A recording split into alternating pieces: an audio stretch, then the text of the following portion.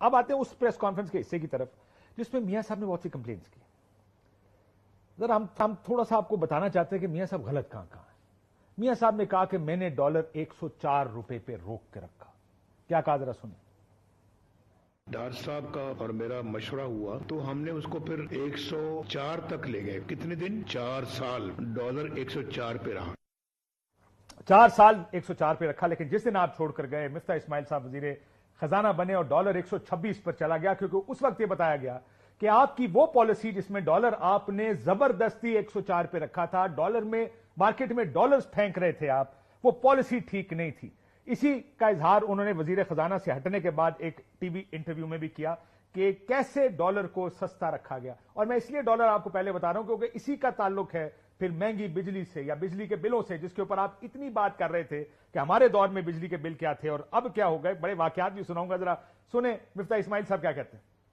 आप रुपए को 102-3 पे रखने के लिए कितना साल का डॉलर मार्केट में बेचते रहे? पिछले कुछ माह में $1 बिलियन की तकरीबन या $500 मिलियन जनवरी 17 से दिसंबर 17 जी उससे मोर देन $1 बिलियन नहीं, उससे बहुत ज्यादा, मेरे ख्याल से 4-5 बिलियन, मुझे याद एग्जैक्ट नंबर ये नहीं। $5 billion 4-5 billion, $400-500 million month. $400-500 million in 6 month नहीं, per month $3 billion in 6 month.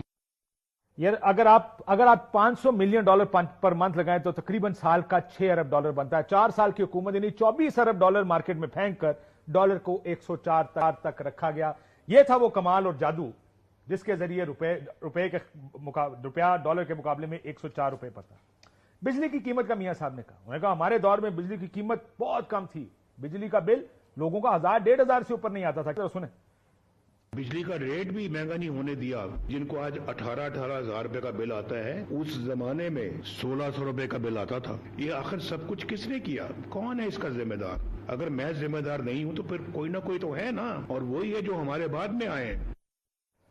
और यह बात भी मियां साहब मुकम्मल तौर पर दुरुस्त नहीं है, क्योंकि जिस वक्त आप वजीर आजम थे, नेपरा की जानिब से मुतअद्दिद समरियां भेजी गई कि बिजली को महंगा होना करना पड़ेगा, लेकिन आपने सियासी फायदे की खातिर वो आखिरी साल 2 साल ना करने दी, क्योंकि आपको पता था कि आपने इलेक्शन में जाना है। आईएमएफ का प्रोग्राम भी बदल गया।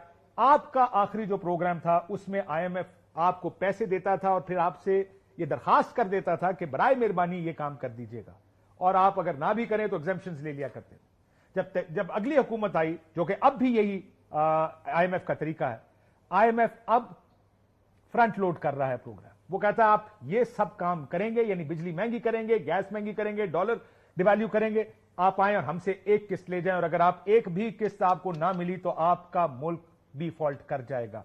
जब आप बिजली की कीमतों की बात करें तो 3 गुना तो सिर्फ डॉलर की कीमत की बात कर लें कि डॉलर क्योंकि 3 गुना बढ़ गया तो बिजली की कीमत में 3 गुना इजाफा होना ही था।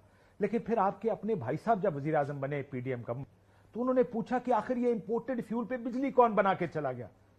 जवाब मिला, सर वो आप ही बना के गए थे। आप थे जिन्होंने इंपोर्टेड फ्यूल पर बिजली बनाई। पेट्रोल इंपोर्ट किया गया, आरएलएनजी इंपोर्ट की, कोयला इंपोर्ट किया, जगह जगह पहुंचाया, और आज वो जो आपके बिजली घर हैं अमूमन वो बिजली घर चलते भी नहीं है।